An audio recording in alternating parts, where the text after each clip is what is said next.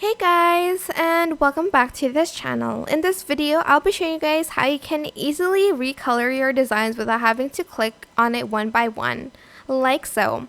It is super simple. You just need to do one click, and it is a free feature as well on Canva, so it is a really good feature.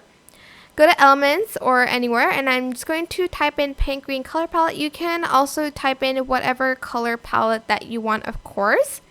I'm going to select the color palette that I want. I'm just going to place it here. You're then going to right click your color palette and you're going to select apply colors to page until you find the one that you like. I quite like this one, but if you don't like it, just select apply colors to page again and you're left with something like this.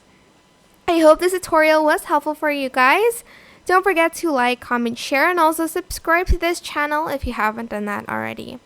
If you have any more questions, just leave it in the comment section down below. I will try my best to answer them all for you guys. And if you found this video helpful, please click the thanks button above the description box down below. Thank you so much for watching. Bye!